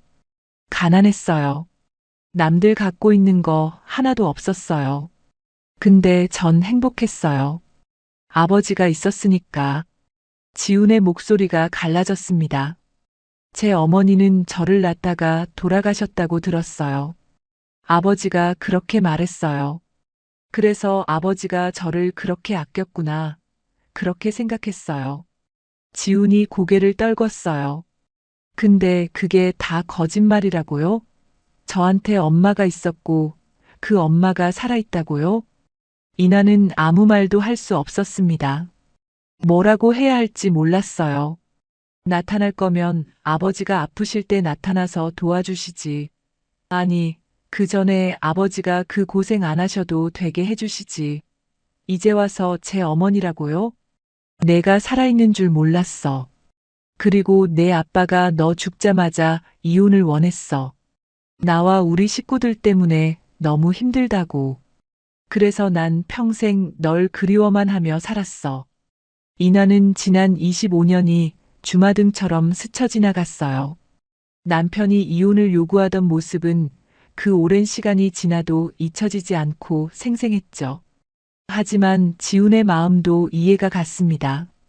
그 힘든 시절 다 지나고 이제 와서 갑자기 엄마라고 하니 그럴 만도 했죠. 저 생각할 시간이 필요합니다. 지훈이 말했어요. 못 믿겠어요. 제가 이걸 어떻게 받아들여야 할지. 이나가 고개를 끄덕였습니다. 강요 안 해. 내 마음 정리될 때까지 기다릴게. 지훈은 그 자리에 선 채로 움직이지 않았어요. 이나가 먼저 차에 올랐습니다. 한참을 기다리자 지훈도 운전석에 앉았어요. 하지만 시동을 걸지 않았습니다. 두 사람 다 아무 말이 없었어요. 그날 이후 지훈은 출근하지 않았습니다. 무단 결근이었어요. 비서실에서 연락을 드릴까요? 물었지만 이나는 고개를 저었습니다. 기다리기로 했으니까요. 지훈은 어촌마을로 내려갔습니다. 아버지 무덤이 있는 곳이었어요. 작은 봉분 앞에 무릎을 꿇고 앉았습니다. 아버지, 이게 다 사실이에요? 지훈이 물었어요. 대답은 없었습니다. 왜 말 안 했어요? 내가 그렇게 못 믿을 사람이었어요? 바람만 불었어요. 풀들이 흔들렸습니다. 나한테 엄마가 있었어요. 살아있는 엄마가. 근데 왜 죽었다고 했어요? 지우는 아버지 무덤 앞에서 한참을 울었습니다. 해가 질 때까지 그 자리를 떠나지 못했어요. 며칠이 지났습니다. 이나는 기다렸어요. 연락도 하지 않고 찾지도 않았습니다. 강요하지 않겠다고 했으니까요. 그리고 일주일 후 지훈이 돌아왔습니다. 아무 말 없이 출근했어요. 평소처럼 정장을 입고 차 앞에 서 있었습니다. 이나가 다가갔어요. 지훈이 차 문을 열어드렸습니다. 어디로 모실까요? 평소와 똑같은 말투였어요. 아무 일도 없었다는 듯이. 회사로 가요. 이나가 차에 올랐습니다. 알겠습니다, 회장님. 지훈의 입에서 그 호칭이 나왔어요. 회장님. 어머니가 아니라 회장님. 이나는 가슴이 아팠지만 내색하지 않았습니다. 지훈에게 시간이 필요한 거였어요. 평생을 믿어왔던 것들이 하루아침에 무너졌으니까요. 받아들이는데 시간이 걸리는 게 당연했습니다. 차가 출발했어요. 두 사람 사이에는 여전히 보이지 않는 벽이 있었습니다. 하지만 이나는 기다리기로 했어요. 얼마가 걸리든. 지훈이 복귀한 뒤로 며칠이 지났습니다. 두 사람 사이에는 여전히 보이지 않는 벽이 있었어요. 지훈은 예전처럼 묵묵히 운전을 했고 이나는 기다리기로 했습니다. 서로 필요한 말 외에는 나누지 않았어요. 하지만 세상 일이란 게 조용히 묻어두고 넘어가기가 쉽지 않았습니다. 이나가 DNA 검사를 하고 어촌 마을을 다녀온 것을 아는 사람은 비서실 일부뿐이었어요. 하지만 그 정보가 새어나갔습니다. 어디로 갔느냐면요. 유영민 전 회장의 귀로 들어갔어요. 어느 날 오후 이나에게 전화가 왔습니다. 아버지였어요. 오늘 저녁에 와라. 할 얘기가 있다. 단호한 목소리였습니다. 이나는 무슨 일인지 짐작했어요. 결국 알게 됐구나 싶었습니다. 저녁이 되자 이나는 아버지 집을 찾았습니다. 유영민 전 회장은 서재에서 기다리고 있었어요. 이나가 문을 열고 들어서자마자 아버지가 입을 열었습니다. 손자가 살아있고 찾았다며? 숨기거나 돌려 말할 생각이 없는 직설적인 질문이었어요. 이나는 아버지 앞에 섰습니다. 네. 그걸 이제야 알았어? 아버지가 숨겨서요. 서재 안 공기가 차갑게 가라앉았습니다. 유영민 전 회장이 책상에서 일어났어요. 당장 호적에 올려라. 이나가 눈을 크게 떴습니다. 뭐라고요? 손자 호적에 올리라고. 유지훈으로 이름 바꾸고. 유영민 전 회장의 눈이 번뜩였어요. 이건 기회야. 핏줄이 돌아온 거라고. 후계자가 생긴 거야. 이나는 믿을 수가 없었습니다. 25년 전에 아들을 빼앗아 놓고 이제 와서 후계자 운운하다니. 아버지, 지금 무슨 말씀을 하시는 거예요? 뭘 그렇게 멍하니 봐. 그놈 아버지 덕분에 25년 숨어 살았으면 됐지. 이제 제자리로 돌아와야지. 유영민 전 회장이 창가로 걸어갔습니다. 아버지가 수찬 씨한테 애 데리고 나가라고 협박하신 거 아니고요? 이제 와서 이렇게 모르는 척 다시 애만 데려온다고요? 사람이 할 짓인가요, 그게? 난 협박한 적 없다. 그놈이 지레 겁먹고 나한테 먼저 거래해왔어. 자기가 이혼할 테니 애는 자기가 데리고 가게 해달라고. 평생 눈에 안 띄고 숨어 지내고 서로 찾지 않는 게 조건이었다. 내가 시킨 게 아니라 제가 알아서 한 거야. 근데 결과적으로 잘 된 거 아냐? 애가 살아서 제 발로 왔으니. 인화의 주먹이 떨렸습니다. 김수찬과 유영민의 계약에는 유영민도 죽을 때까지 수찬과 유준을 찾지 않는다는 조건이 있었고 수찬 또한 평생 유준을 데리고 숨어 지내며 그들 앞에 나타나지 않는다는 조건이 있었죠. 그런데 이제 수찬이 죽었고 아들만 남았으니 성을 받고 호적이 올리라니 말도 안 되는 얘기였습니다. 아버지는 제 인생을 빼앗았습니다. 25년 전 아버지가 뭘 했는지 저 이제 압니다. 인화의 목소리가 낮아졌어요. 사고가 없었어요. 내 아들은 죽지 않았어요. 그런데 아버지는 저한테 아들이 죽었다고 했어요. 장례까지 치르게 했어요. 유영민 전 회장이 콧웃음을 쳤습니다. 그래서 그게 지금 뭐가 어떻다는 거야? 그리고 그게 어디나 혼자 한 거야? 김수찬 그놈이 그렇게 해야 내가 믿을 거라고 했고 난 도왔을 뿐이다. 그리고 결과적으로 넌 회장이 됐잖아. 그게 지금 할 말이에요? 이나가 목소리를 높였어요. 내가 안 그랬으면 넌 평생 그 밑바닥 인생이랑 살았어. 유영민 전 회장이 이나를 똑바로 쳐다봤습니다. 평사원하고 어촌마을에서 고기 비린내 맡으면서 살았을 거야. 그게 내가 원한 인생이었어? 이나는 아버지의 눈을 피하지 않았어요. 전 그때도 인정받으며 일하고 있었어요. 회장 자리는 어차피 제 실력으로, 제 능력으로 제거가 될 몫이었다고요. 인정? 능력? 내가 내 딸이 아니었어도 그랬을까? 내가 이렇게 순진하고 멍청한 소리나 해대고 앉았으니 내가 안심이 안 되는 게지. 유영민 전 회장이 책상을 손가락으로 톡톡 두드렸습니다. 지금이라도 됐어. 손자 호적에 올려. 유씨로 만들어. 그래야 이 집안대가 이어지지. 이나가 고개를 저었어요. 전 그렇게 안 합니다. 지훈이 인생은 지훈이가 정해요. 제가 결정할 일이 아니에요. 유영민 전 회장의 얼굴이 불그락푸르락해졌습니다. 그래서 내가 회장이 됐다. 내가 내 인생을 그렇게 만들어준 거라고.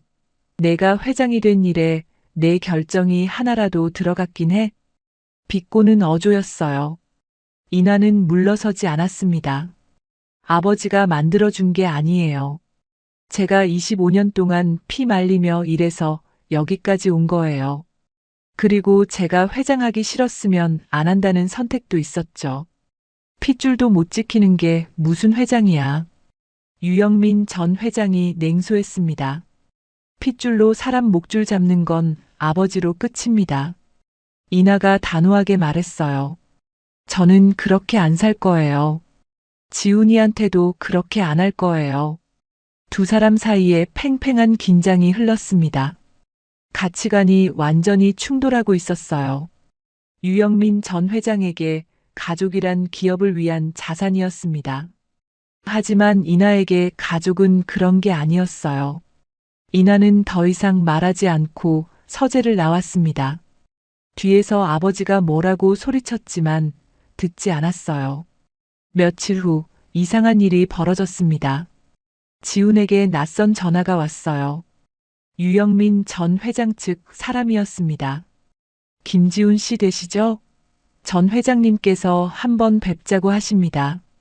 지훈은 당황했어요. 어떻게 자기 연락처를 알았는지도 의문이었습니다. 전화를 끊고 나서도 한참 멍했어요. 그 뒤로 비슷한 접촉이 몇 번 더 있었습니다.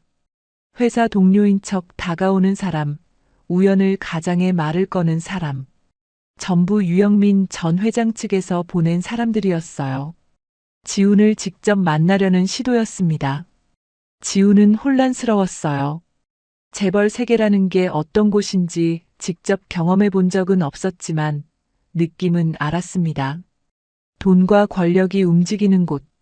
평범한 사람이 들어가면 이리저리 휘둘리다 버려지는 곳. 어느 날 퇴근 후 지훈은 이나에게 먼저 말을 걸었습니다. 회장님, 잠깐 드릴 말씀이 있습니다. 이나가 고개를 끄덕였어요. 두 사람은 한적한 곳에 차를 세웠습니다. 요즘 이상한 사람들이 접근합니다. 지훈이 말했어요. 아버지 쪽 사람들인가 보군요. 이나가 대답했습니다.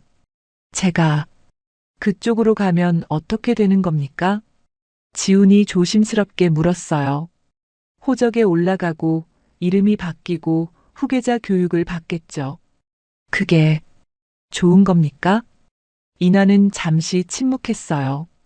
좋고 나쁘고는 내가 판단할 일이 아니죠. 지훈이 고개를 숙였습니다. 솔직히 말씀드리면요. 두렵습니다. 지훈의 목소리가 작아졌어요. 저 같은 사람이 거기 가면 어떻게 되는지 알아요. 이용당하다 버려지겠죠. 제가 가진 거라곤 아무것도 없는데. 이나는 지훈을 바라봤습니다. 28년을 가난하게 살아온 청년. 아버지 하나만 믿고 살아온 아이. 갑자기 재벌가 손자라는 말을 들은 청년의 두려움이 느껴졌어요. 강요하지 않을 겁니다. 이나가 말했습니다. 지훈 씨가 김지훈으로 살고 싶으면 그렇게 살아요. 억지로 호적에 올리고 끌고 오는 일은 없을 겁니다. 지훈이 고개를 들었어요. 진심이세요? 그럼 자기 인생은 자기가 정해야 하니까요. 이나의 목소리가 부드러워졌습니다. 25년 전에 나는 내 선택을 빼앗겼어요. 누군가 내 대신 결정했고 난 그것도 모르고 받아들여야 했죠. 그게 얼마나 힘든 일인지 누구보다 잘 알아요. 이나가 창밖을 바라봤어요. 그래서 난 그렇게 안 할 겁니다. 지훈 씨 원하는 대로 살아요. 운전기사로 살고 싶으면 그렇게 살고, 떠나고 싶으면 떠나고. 지훈은 아무 말도 하지 못했습니다. 이런 말을 들을 줄 몰랐거든요. 재벌 회장이 자기 아들에게 알아서 하라고 말하다니. 지금 당장 결정 안 해도 돼요. 이나가 말했어요. 천천히 생각해요. 지훈 씨 인생이니까. 다만 어떠한 인생을 결정하건 나는 전폭적으로 지원을 해주고 싶어요. 그건 받아줘요. 차 안에 침묵이 흘렀습니다. 하지만 아까와는 다른 침묵이었어요. 차갑지 않았습니다. 지훈이 시동을 걸었어요. 집으로 모실까요? 그래요. 차가 출발했습니다. 지훈의 마음속에는 여전히 혼란이 있었어요. 하지만 한 가지는 알게 됐습니다. 이 사람은 자신을 이용하려는 게 아니라는 걸요. 그 대화 이후로 시간이 흘렀습니다. 지훈은 여전히 운전기사로 일했어요. 아침에 출근해서 차량을 점검하고 이나를 모시고 회사에 갔다가 저녁에 퇴근하는 일상. 겉으로 보기엔 아무것도 달라지지 않은 것 같았습니다. 하지만 두 사람 사이 공기는 미묘하게 변해 있었어요. 예전에는 이나가 차에 타면 지훈은 그냥 앞만 봤습니다. 회장님이 뒷좌석에 계시니 운전에만 집중하면 됐어요. 하지만 이제는 달랐습니다. 가끔씩 백미러로 슬쩍 이나의 표정을 살피게 됐어요. 피곤해 보이시나 안색은 괜찮으신가? 그런 것들이 눈에 들어왔습니다. 이나도 마찬가지였어요. 예전에는 그냥 운전기사였습니다. 하지만 이제는 지훈의 모든 게 눈에 밟혔어요. 운전대를 잡은 손, 방향 지시 등을 올릴 때 손가락 움직임, 햇빛 때문에 눈을 찡그리는 모습. 그 손이 남편 수찬의 손과 닮아 있다는 걸 매일 확인하게 됐습니다. 어느 날 아침 지훈이 차 문을 열어드리며 말했어요. 오늘 날씨가 좋습니다. 별것 아닌 말이었습니다. 하지만 예전에는 이런 말을 하지 않았어요. 꼭 필요한 말만 하던 청년이었거든요. 이나는 고개를 끄덕이며 차에 올랐습니다. 그러네요. 그것뿐이었어요. 하지만 그 짧은 대화가 이나의 마음을 따뜻하게 만들었습니다. 조금씩, 아주 조금씩 벽이 허물어지고 있다는 느낌이 들었거든요. 어느 날은 회의가 길어져서 점심을 못 먹었어요. 오후 내내 배가 고팠지만 일정이 빡빡해서 밥 먹을 시간이 없었습니다. 저녁이 되어서야 겨우 차에 올랐어요. 그런데 조수석에 편의점 봉투가 놓여 있었습니다. 뭐예요, 이거? 삼각김밥이랑 우유입니다. 내내 회의하셨다고 들어서요. 지훈이 담담하게 말했어요. 이나는 할 말을 잃었습니다. 이 청년이 자신을 챙기고 있었어요. 언제부터였을까요? 고마워요. 이나가 작게 말했습니다. 지훈은 대답 대신 시동을 걸었어요. 그러던 어느 날 저녁이었습니다. 비가 내리고 있었어요. 가을비였습니다. 추적추적 내리는 빗소리가 창밖에서 들렸어요. 이나는 야근을 마치고 늦은 시간에 차에 올랐습니다. 차 안이 따뜻했어요. 지훈이 미리 히터를 틀어놓은 게 분명했습니다. 이나가 자리에 앉자 지훈이 뭔가를 건넸어요. 따뜻한 음료였습니다. 편의점에서 산 핫초코.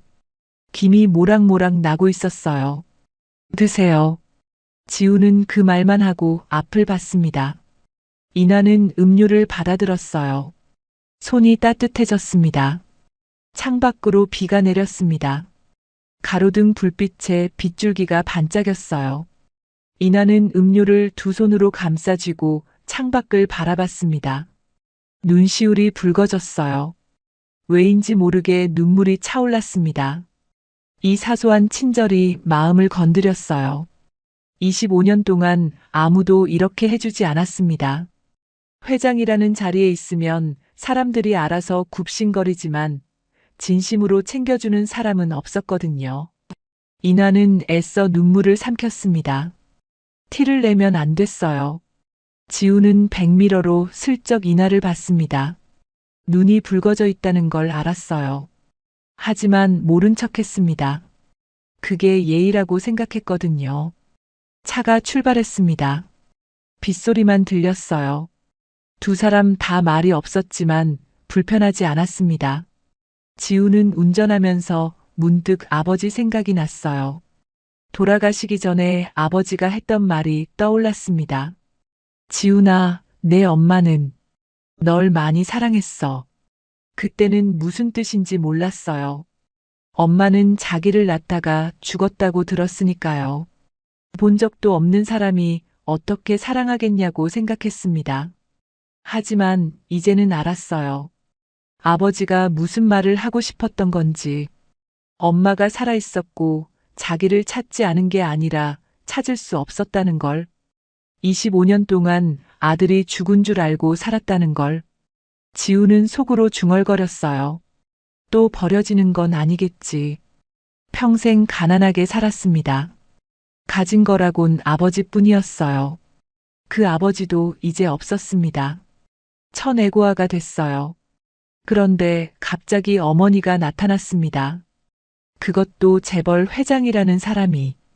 받아들이기가 쉽지 않았어요. 혹시 또 버려지면 어떡하지? 잠깐 좋다가 내쳐지면 어떡하지? 그런 두려움이 있었습니다. 집 앞에 도착했어요. 지훈이 차를 세우고 문을 열어드리려고 했습니다. 그때 이나가 말했어요. 지훈 씨, 잠깐. 지훈이 멈췄습니다. 이나가 조용히 말했어요. 난 지훈 씨의 행복이 우선순위고 가장 중요해요. 갑작스러운 말이었습니다. 지훈이 돌아봤어요. 이나의 목소리가 차분했습니다. 지훈은 아무 말도 하지 못했어요. 이나가 말을 이었습니다. 그냥 가끔 나랑 밥 먹어줄 수 있을까요? 밥이나 같이 먹자. 그 한마디가 지훈의 마음에 파고들었습니다. 재벌 회장이 운전기사한테 할 말이 아니었어요. 어머니가 아들한테 하는 말이었습니다. 지훈은 고개를 숙였어요. 한참 동안 아무 말도 못했습니다. 여러 감정이 뒤섞여 있었어요. 두려움, 혼란, 그리고 어딘가에서 피어나는 따뜻함. 지훈이 말이 없자 이나가 다급하게 말을 덧붙였습니다. 부담 주려는 건 아니고 그냥 그 정도는 같이 할 수 있지 않을까 해서. 한참 후에 지훈이 입을 열었습니다. 밥은 같이 먹을 수 있을 것 같습니다. 작은 목소리였어요. 회장님. 끝까지 그 호칭이었습니다. 어머니라고 부르지 않았어요. 아직은 그렇게 부를 수 없었습니다. 하지만 밥은 같이 먹을 수 있다고 했어요. 그게 지훈이 할 수 있는 최선이었습니다. 이나가 작게 웃었어요. 입꼬리가 살짝 올라갔습니다. 25년 만에 처음 짓는 미소였어요. 진짜 웃음. 가슴에서 우러나오는 웃음. 그래요. 그것만으로도 난 좋아요. 이나가 말했습니다. 차에서 내려 집으로 들어가면서 이나는 뒤를 돌아봤어요. 지훈이 차에서 기다리고 있었습니다. 집에 불이 들어오는 걸 확인하고 가려는 것 같았어요. 예전에는 그런 거 신경 쓰지 않았는데, 이나는 손을 가볍게 들었습니다.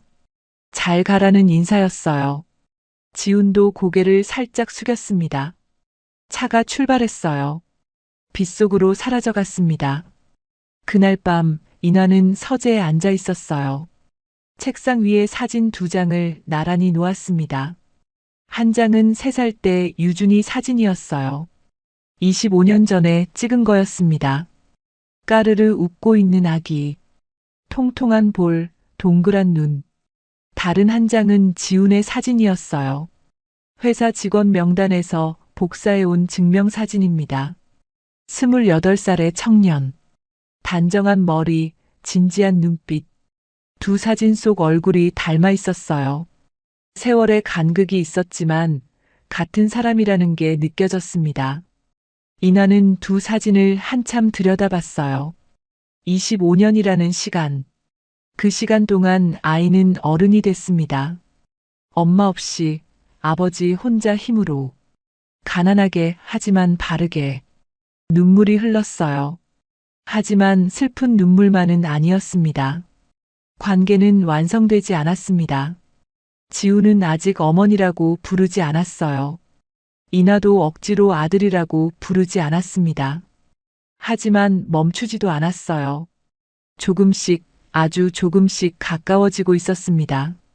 내일도 지우는 출근할 거예요. 차 문을 열어주고 회장님 어디로 모실까요? 하고 물을 겁니다. 이나는 고개를 끄덕이고 차에 오르겠죠. 그렇게 평범한 하루가 시작될 겁니다.